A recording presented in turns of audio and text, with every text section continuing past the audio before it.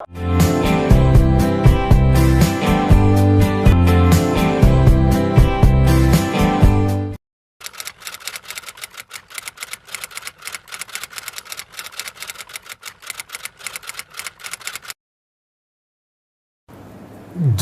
नीतिमान, राजा शक्तिमान और नीतिमान, इस प्रकार की वो व्यवस्था थी। जनता के सामने राजा नम्र था और राजा की आज्ञा में जनता थी। यानी लोगों की चलेगी कि राज्य की चलेगी, ऐसा सवाल नहीं था। राज्य कहता था लोग जैसा कहेंगे वैसा, लोग कहते थे राजा जो बताएगा वो। और मुख्य यानी चोरी चपाटी ये बात नहीं थी, नीतिमानता थी और उद्योग परिश्रम उसकी कीमत थी। श्रम को आदर था, सम्मान था और अपने परिश्रम से जीने की प्रवृत्ति थी, तो समृद्धि थी। अपने यहाँ श्री सूक्त में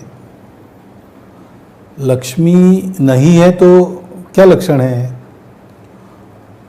तो एक है क्षुत पिपासा अमला ज्येष्ठाल अलक्ष्मी,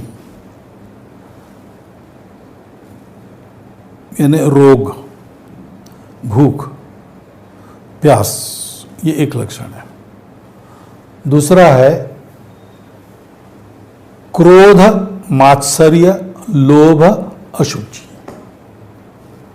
गुस्सा, आपस में लड़ाई, एक दूसरे की ईर्ष्या, किसी का भला हो गया तो उसकी टांग खींचना, भेद की प्रवृत्ति, स्वार्थ की प्रवृत्ति, और अशुभमति और अशुचि, अशुचिता है ना, अपवित्र, अस्वच्छता, ये सब अलक्ष्मी के लक्षण हैं। ये सब नहीं थे, इसमें भरपूर लक्ष्मी थी। और धन का व्यय धर्म के लिए होता था, भोग के लिए नहीं। जितने भोग आवश्यक है उतने सब दिए जाते थे, जहां जहां आवश्यक है वहां। थोड़ा बहुत जीवन रंग बिरंगा हो इसलिए साज सज्जा भी रहती थी, उस पर कन्वीनियंसेस भी रहते थे, नेसेसिटीज भी पूरी थी, लग्जरीज लोग टालते थे, लोगों का स्वभाव नहीं था, उपलब्ध रहती थी। इस प्रकार का जनजीवन अनुशासित, संयमित, अपने हित को समझने वाला, जागरूक, संगठित, और राजा धर्म की रक्षा करने वाला, स्वयं धर्म से चलने वाला, नियमों का पूर्ण पालन करने वाला, सत्ता को ट्रस्टीशिप मानकर उसका उपयोग जनहित के लिए करने वाला। यानी राजा बोल रहा था कि वो ये राज्य आपका है, आप करो। पिताजी के मन में यही था, वो तो हमारी माताजी के कारण आपको जंगल में भेज रही, लेकिन वो चले गए, मुझे राज्य आया है, माताजी का भी आग्रह छूट गया, तो मैं आपको कह रहा हूँ वापस चलो। और कहते नहीं, मैंने वचन दिया है ना। अब ये दोनों सत्ताधारी है, राज्य की लालच किसी को नहीं। आखिर इसको वापस जाना पड़ा तो वो राम की पादुका रखकर उनको सिंहासन पर रखा। तो राजा ऐसे, प्रजा ऐसी, ये राम राज्य था। अब व्यवस्थाएं आज बदल गई है, लेकिन लोगों की नियत नीति, लोगों की भौतिक अवस्था और राजा की नियत नीति, राजा की भौतिक व्यवस्था, म्हणजे राज्य की, राज्य शासन में जितने लोग हैं, और इस बीच जो प्रशासन है वो भी, ये इन तीनों की जो क्वालिटी है वो क्वालिटी हमको लानी पड़ेगी। उस क्वालिटी को राम राज्य कहते। उसके परिणाम ये है कि रोग नहीं रहते, अपमृत्यु नहीं होते, कोई भूखा नहीं, कोई प्यासा नहीं, कोई भिखारी नहीं, कोई चोर नहीं, कोई दंड देने के लिए कोई नहीं तो दंड क्या करे, वगैरह वगैरह। ये सारी बातें परिणाम स्वरूप है, लेकिन उसके मूल में राज्य व्यवस्था, प्रशासन व्यवस्था और सामाजिक संगठन, इन तीनों की एक प्रति है। तो राम के अवतार लेने से ये नहीं हुआ है। राम का अवतार तो बाधा हटाने के लिए था। समाज की यह स्थिति थी, इसलिए बाधाएं हटने के बाद ये सब हो गया अपने आप। तो समाज की स्थिति बननी पड़ेगी आज पहले, क्योंकि आज राजा भी और प्रशासन भी समाज से जाता है, वहां से शुरू करना पड़ेगा, तो ये राम राज्य आएगा। ప్రజలు నీతిపరులు, రాజు శక్తివంతుడు నీతివంతుడు, ఇలాంటి వ్యవస్థ ఉండేది. ప్రజల ముందు రాజు వినమ్రంగా ఉండేవాడు. ప్రజలు రాజాజ్ఞకి బద్ధులై ఉండేవారు. ప్రజల మాట చెల్లేదా లేక రాజు మాట అని కాదు ప్రశ్న. ప్రజలు ఏమి చెప్తే అదే జరుగుతుంది అని రాజు అనేవాడు. రాజు ఏమి చెప్తే అదే జరగాలి అని ప్రజలు అనేవారు. దొంగతనాలు వగైరా ఉండేవి కావు. ప్రభుత్వం, ప్రజలు నీతిమంతులు. పరిశ్రమ, ఉపాధి విలువ అందరికీ తెలుసు. శ్రమని గౌరవించి స్వశక్తి మీద జీవించే తెలివితేటలున్న యుక్తివంతుల సమాజం అది. కాబట్టే సంపద, సంతోషం నిండుగా ఉండేవి. శ్రీ సూక్తంలో ఒక మంత్రం ఉంది, క్షుత్ పిపాస అమలా జ్యేష్ఠ అలక్ష్మి అని.